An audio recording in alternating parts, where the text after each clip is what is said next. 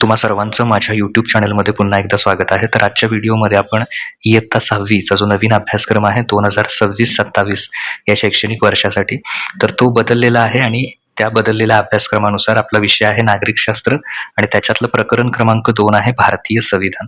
तर त्याचा जो स्वाध्याय आहे म्हणजे जी प्रश्नोत्तर आहेत ती सर्व प्रश्नांची उत्तरं आपण या व्हिडिओमध्ये बघणार आहोत. तर व्हिडिओ सुरू करण्याआधी तुम्ही अजूनही जर चॅनल सबस्क्राईब केलं नसेल तर चॅनल नक्की सबस्क्राईब करा. बेल आयकॉन प्रेस करा जेणेकरून येणाऱ्या प्रत्येक व्हिडिओची नोटिफिकेशन तुम्हाला मिळून जाईल. तर प्रश्न क्रमांक 1 आहे सांगा पाहू. तर त्याच्यामध्ये पहिला आहे कायदे तयार करणारे मंडळ. तर नाव लिहायचं इथे. तर आपल्या संविधानानुसार कायदे तयार करणाऱ्या मंडळाला काय नाव आहे? तर कायदे मंडळ. त्यानंतर संविधान तयार करत असताना संविधान सभेचे कायमस्वरूपी अध्यक्ष हे म्हणून कुणाला निवडलं गेलं होतं? कायमस्वरूपी अध्यक्ष डॉक्टर राजेंद्र प्रसाद.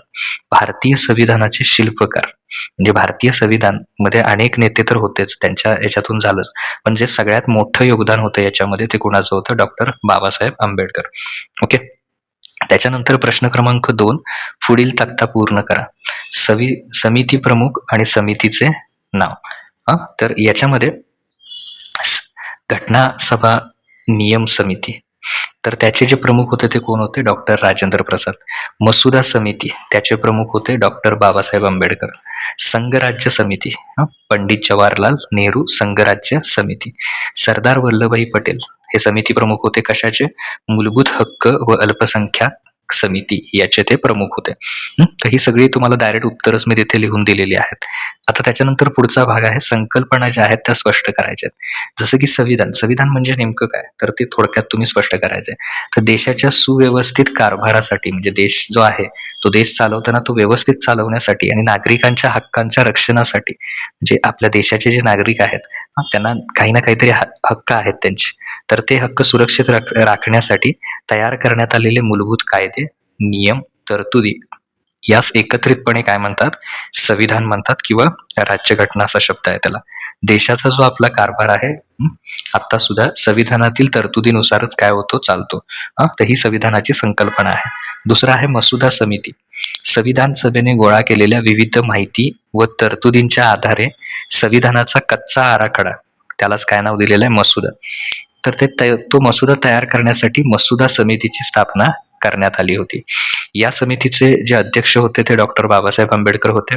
त्यांनी विविध देशांच्या संविधानाचा सखोल अभ्यास करून भारताच्या संविधानाला अंतिम मसुदा तयार करून दिला.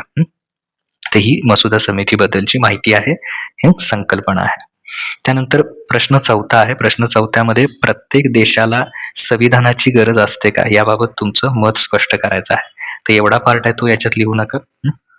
तर संविधानाची गरज खालील कारणांसाठी असते. इथून खाली लिहायला सुरू करा तुम्ही. हे पहिलं वाक्य लिहू नका तिथे, ते चुकून टाईप झालेलं आहे. तर याच्यामध्ये नियमांची चौकट आणि सुव्यवस्था. संविधानामुळे देशात कायद्याचे राज्य निर्माण होते आणि समाजातील विविध घटकांमध्ये काय होतं? समन्वय राखण्यास मदत होते. कायदा चालतो ते संविधानामुळे, आणि जरी समाजामध्ये अनेक जाती धर्माचे घटक असतील तरी ते एकमेकांच्या सहकार्यानं काम करू शकतात, कारण संविधान असल्यामुळे.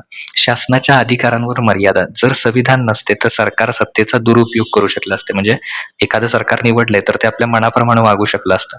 संविधान सरकारच्या अधिकारांवर स्पष्ट मर्यादा घालत असते. नागरिकांच्या हक्कांचे रक्षण.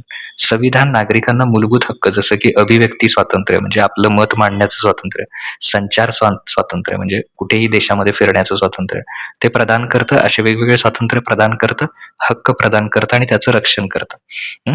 म्हणून संविधानाची गरज असते. अल्पसंख्याकांचे हितरक्षण. लोकशाहीत बहुमताचा आदर केला जात असला तरी बहुसंख्याक गटात अल्पसंख्याकांवर अन्याय होऊ नये अशी अपेक्षा असते. करू शकत नाही ते अन्याय. त्यांच्या भाषा, संस्कृती आणि हक्कांचं संरक्षण हे कशामुळे होतं? संविधानामुळे होत असतं. ओके. त्याच्यानंतर प्रश्न 5वा आहे तुम्ही काय कराल ते लिहायचं आहे. साधारणपणे मुलांनी करायची कामे व मुलींनी करायची कामे यात भेद केला जातो. संविधानातील समता हे मूल्य समजावून सांगण्यासाठी तुम्ही काय कराल ते विचारलेलं आहे. तर याच्यामध्ये मुला-मुलींमध्ये कामाचा भेद मिटवण्यासाठी आणि संविधानातील समता हे मूल्य समजण्यासाठी समजावण्यासाठी खालील गोष्टी करेन. घरून सुरुवात. मी स्वतःच्या घरात अशी कोणतीही कामाची विभागणी करणार नाही. घरची कामे असं तुम्ही स्वतः उत्तरामध्ये लिहायचं आहे. जसं की स्वयंपाक असेल, साफसफाई, बाजारातून वस्तू आणणे मी आणि माझे बहीण भाऊ मिळून करू.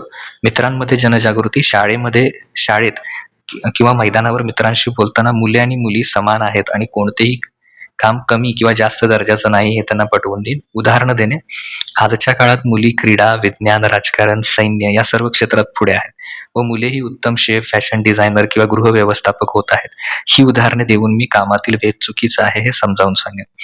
संविधानाचा संदर्भ, आपल्या संविधानाने जात, धर्म, लिंग यावरून कोणताही म्हणजे स्त्री-पुरुष असा भेदभाव न करण्यास मनाई केली असून सर्वांना प्रगतीची समान संधी दिली आहे. हा संदेश मी पोहोचवण्याचा प्रयत्न करेन. तर ही सगळी प्रश्नोत्तरं जी आहेत ती मी तुमच्याशी शेअर केलीत.